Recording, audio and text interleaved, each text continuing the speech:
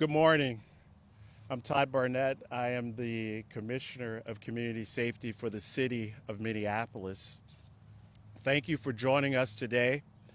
Summer is an amazing time in the city of Minneapolis. There are lots of events and activities that we spend time with our family and friends, and especially around the 4th of July when we all like to enjoy the fireworks. In the city of Minneapolis, we're working very hard to coordinate our resources and our responses to bring everyone together for a safer Minneapolis.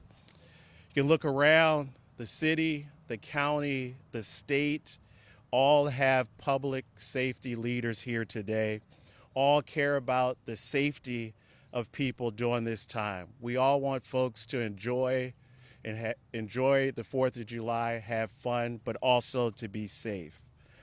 While this is a time for celebration, we know that festivities can quickly turn tragic if we don't take safety seriously. We can't do this alone.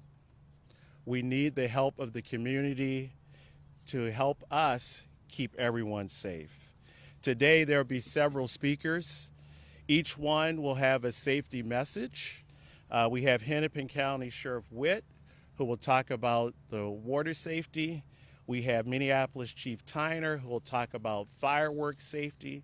We have Minneapolis Police Chief Ojado, who will talk about the road closures for the red, white, and boom celebration.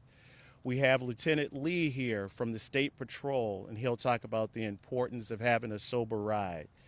And we have the Minneapolis Emergency Communications Center Director Hodney, who will discuss the importance of keeping the lines at 911 open for real emergencies during this time. But first, I'm going to invite Minneapolis Police Chief O'Hara to come up and talk about the dangerous use of fireworks and also about violence during this time. Chief?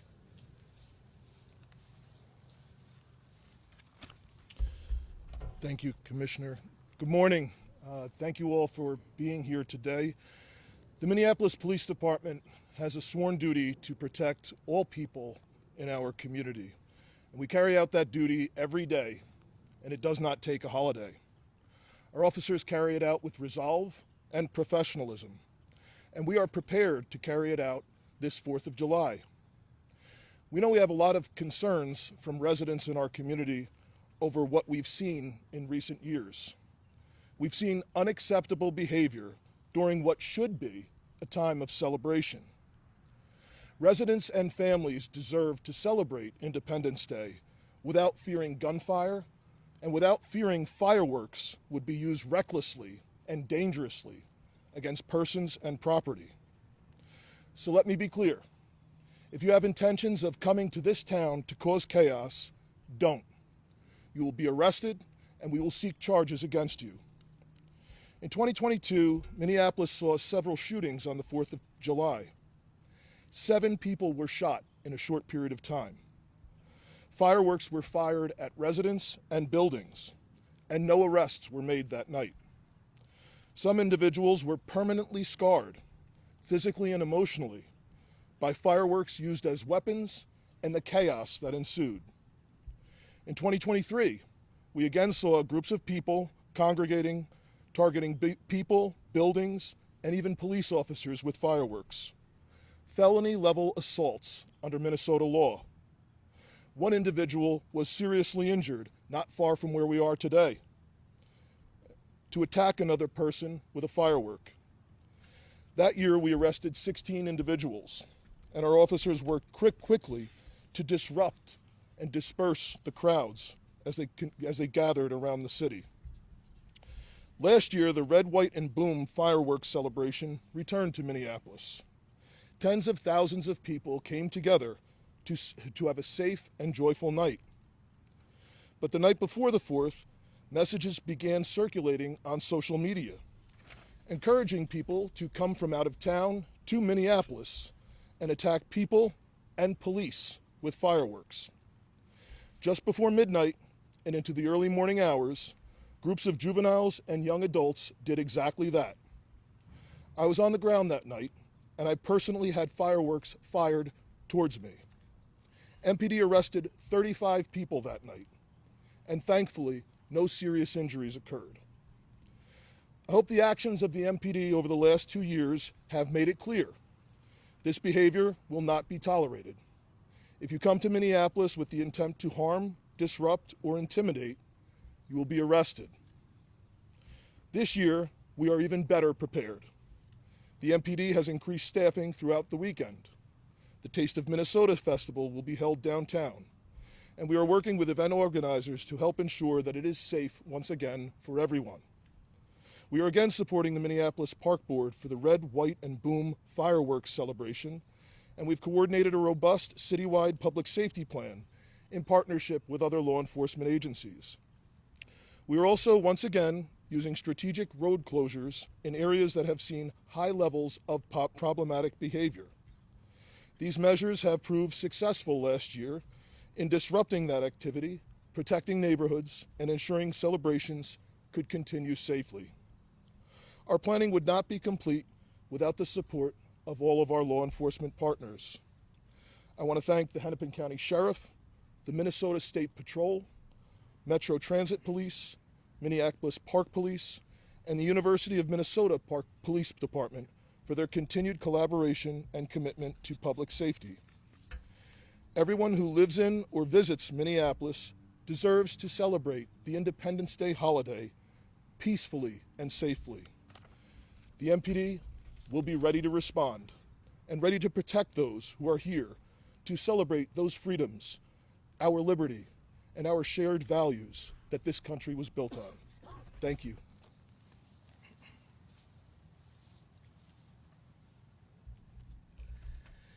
Good morning, everyone. Hello, I'm Dana Wit, Sheriff of Hennepin County. As you've heard, efforts on land throughout the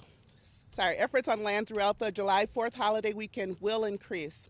The Hennepin County Sheriff's Office wants everyone to experience a safe holiday celebration. That means we will be taking extra measures to prevent anyone who wants to disrupt our community. We will be doing that with Criminal Intelligence Division, who will be monitoring activity leading up to and throughout the weekend.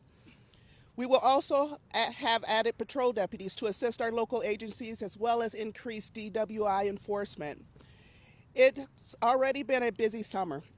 We want this weekend to be about celebration, not devastation. We also anticipate a lot more people on or around water over the weekend, including our lakes, rivers, beaches, and therefore we will be also monitoring the waters here for when the fireworks shows are going about. The Hennepin County Sheriff's Office Water Patrol Unit will have extra deputies around Hennepin County doing proactive law enforcement and public safety response on the waterways. Please take precautions, especially for those who are the most vulnerable in water. Wear a life jacket. Make sure your children wear their life jackets. Always supervise children in and near the water. There's been a lot of rain recently and our lakes and rivers are high. Make sure to allow for all cautionary signs and warnings are abided by. And remember, if you drink on a boat, it's the same penalty as drinking and driving a vehicle. We will be enforcing BWI as well as DWIs throughout this weekend. So for everyone, I hope you have a very safe and happy 4th of July weekend. Everybody needs to do their part in keeping our community safe. Thank you. And now I'll hand it over to Chief Tyner. Thank you.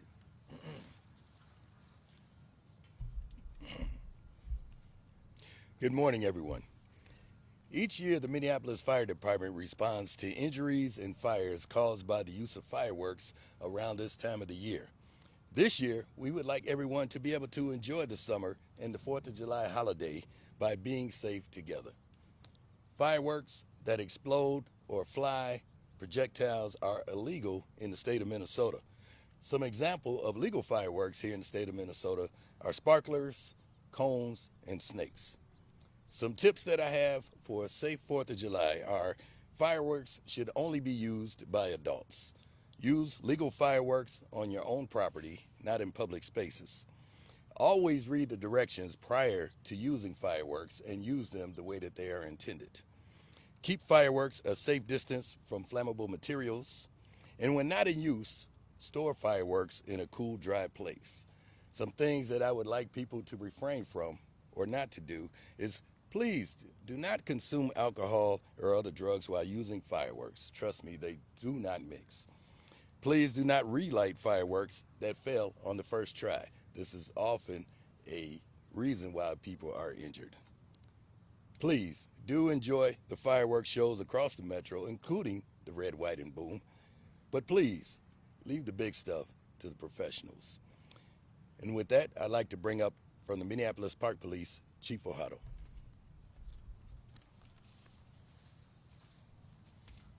Good morning, everyone. My name is Jason Ojado. I serve the Minneapolis Park and Recreation Board as the Park Police Chief.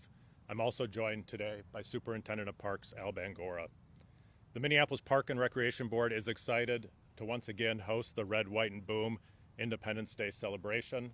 There will be Independence Day activities throughout the course of the day, and a schedule of those activities can be found on minneapolisparks.org. The culmination of the day will be fireworks, which will take place on the Central Riverfront at 10 p.m. We are asking people who attend the fireworks show to pay close attention to their hydration and to the weather forecast. There are storms currently in the forecast, and it looks like it's going to be a very hot day. I want to highlight a couple of parkway closures that will take place over the 4th of July weekend so people can prepare their travel plans in advance.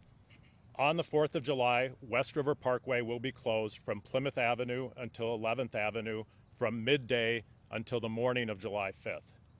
Main Street Southeast will be closed from East Hennepin Avenue to 6th Avenue Southeast from the afternoon of the 4th, again until the early mornings of July 5th.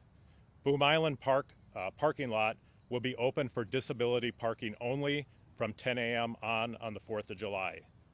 In addition, there's a special event taking place at Lake Harriet on July 4th, and Lake Harriet Parkway will be closed from approximately 7 a.m. until 11 a.m. Over the July 4th weekend, beginning the evening of July 3rd through Sunday, July 6th, segments of Bidet-McCoska Parkway will be closed. West Bidet-McCoska Parkway will be closed from Xerxes Avenue South to Richfield Road, and East Bidet-McCoska Parkway will be closed from Lake Street to 36th Street.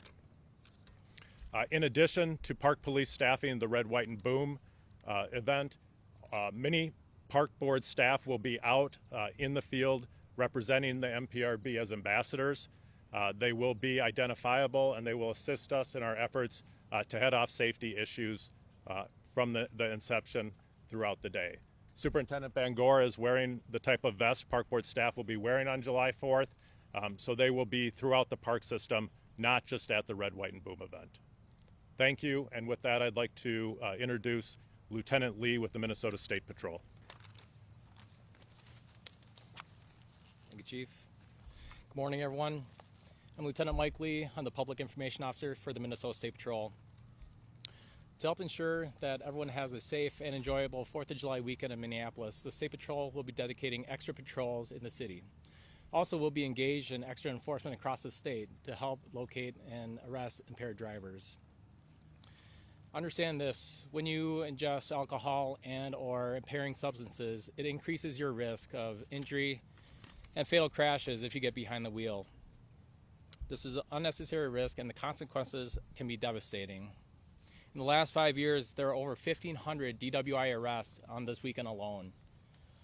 We don't want people to be part of this awful statistic. We want people to have a safe and enjoyable holiday weekend. Another message that we want to portray is to advise people to not stop on the 35W bridge to watch the fireworks. We understand this can be tempting, however, it's extremely dangerous and poses a risk to the first responders that respond to this call. It also overfloods our 911 calling system of unnecessary stopping on the freeway. Again, we want everyone to have a safe and enjoyable 4th of July, so please plan ahead and make good decisions. I'll now turn it over to Director Hodney.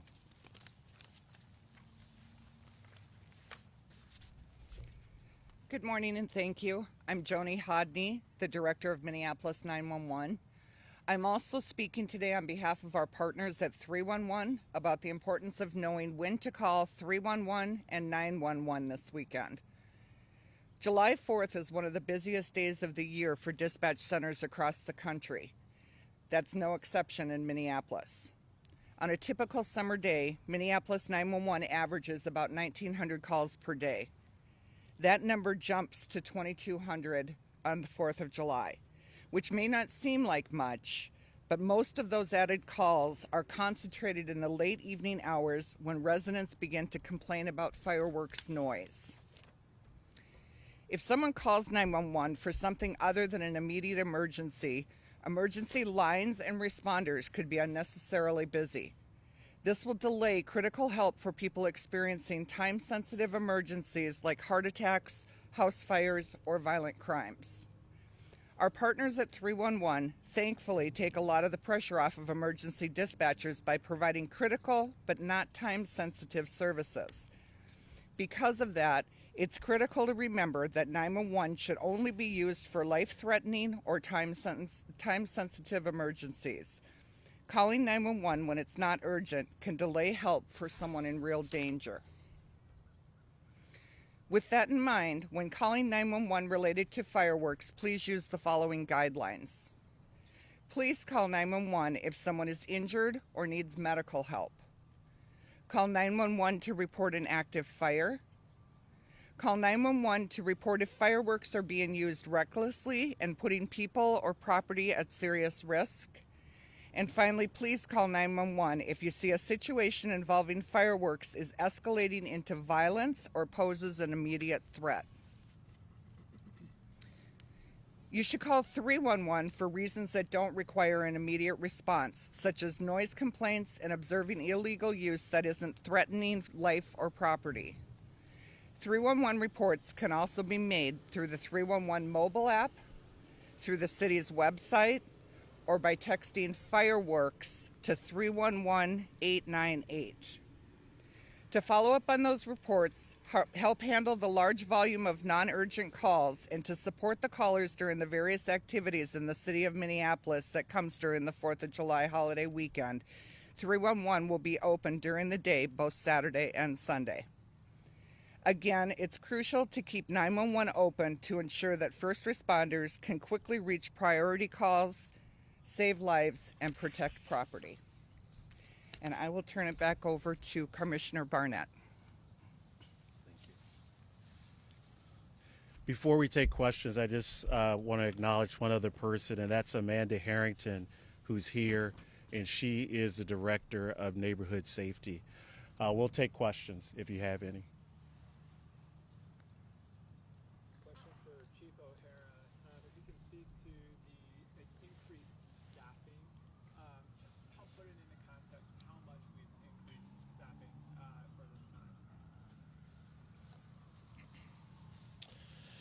So the question was, if I could somehow put into context the increased staffing that will be on this weekend.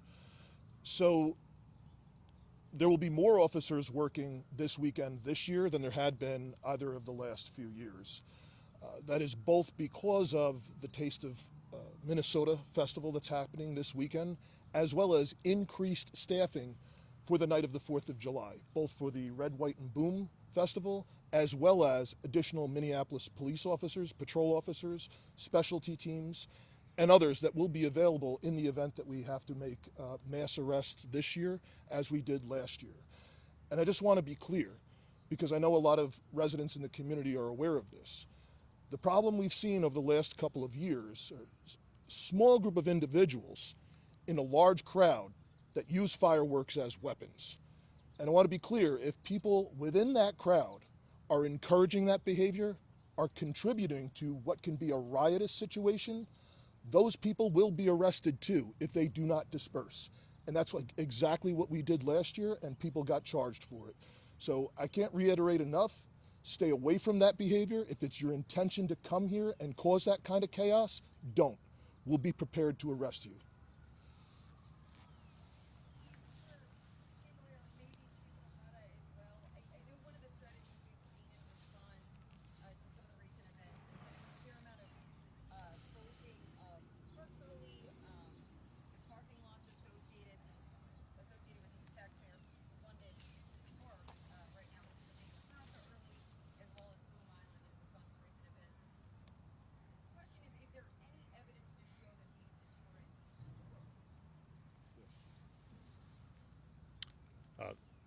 So the question was around the limitations, I think, of parking.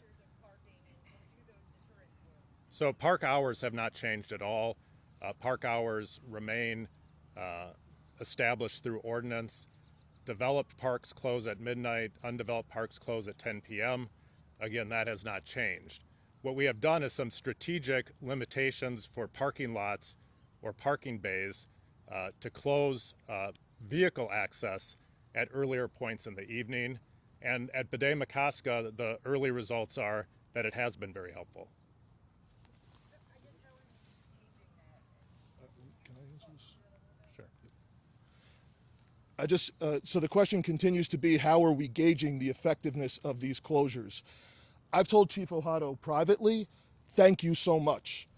The first summer I was here, the initial chaos that we had was all around Bede-Makaska. And you could go ask residents that live 5, 10, even maybe 15 blocks away from the park, the chaos that they went through that night, because people were parking in the parking lots and then that was spilling out into the neighborhoods all around there. We didn't have anything near that level down there last year, and that's because of the plan that Chief Ohado put into effect. So very, very clearly that produced results, and we are thankful, as our residents are, we are thankful for it. I think also in response, it's helpful to put into context that Bede-Makaska, amongst the 185 parks in the park system, was #1 for 911 calls in 2023 and 2024. We are trying to do something different to lower that number, and over the last month it appears that we have. One more question for Chief O'Hara, if I can. I know that the videos the last couple of years really show a group of people that are not afraid of police. I mean, in one video you've got someone shooting like a bazooka style right out of police cars. Yes. And obviously the police shared all the videos of people firing fireworks right at squads. What do you attribute that lack of fearlessness to, and how do you combat it when sometimes your presence simply isn't enough to deter people from doing what they're doing? So the question was in regard to the videos that we've seen of essentially mobs even shooting these fireworks at police when police respond. Yeah, and what do I attribute that to? Honestly, from what I've seen, it is large groups of young people, the vast majority of which are not actually shooting fireworks at people, but they're a part of the problem. It's creating a mob mentality. It's spread on social media. These large groups form, and they're kind of just there to watch the show.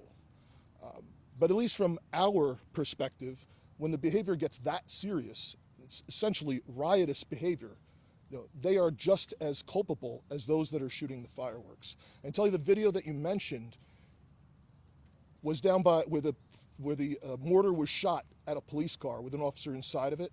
That was near Bede-Makaska.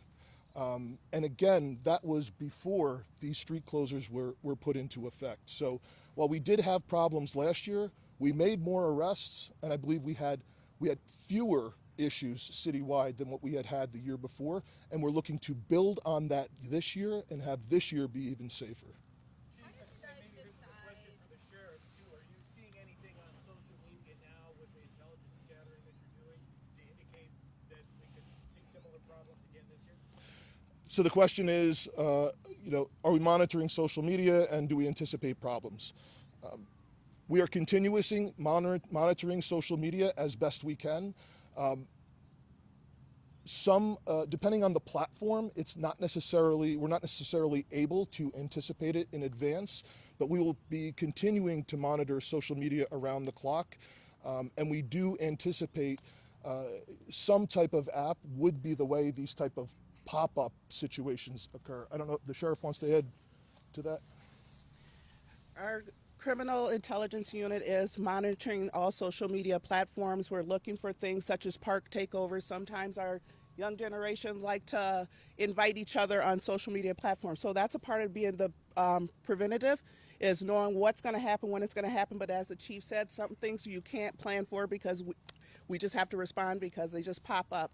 But we do know that our analysts are making sure that they are combing through social media every day, prior to the 4th of July so that we can be as preventative as possible from these things from happening, especially like park takeovers. When it comes to like limiting access for certain areas, I guess this might be for the chief or the park, how did you guys decide what areas this year to restrict access to? So the question was, how did we decide what areas to restrict access to? We're restricting access along the riverfront to facilitate the event. So that's, directly the result of hosting this Independence Day event. B'day Makaska is because of the activity that we've historically seen there. We implemented that strategy last year, and it was highly effective last year, so we're replicating that. And then, Chief, I have a question for you about Dinky Town. I guess maybe I missed it. I didn't hear that you guys are looking to close off sections of Dinky Town. I know it was very chaotic last year. I guess, what are you guys doing in that area this year? So the question was about Dinky Town, how it was chaotic last year, and our terms for this year, our plan for this year. So we will continue to monitor Dinky Town as we did last year. Every weekend throughout the year, Friday and Saturday nights, we do implement a traffic safety plan there. We do conduct road closures around bar close to ensure that the community there is safe. So that's something that actually happens every weekend.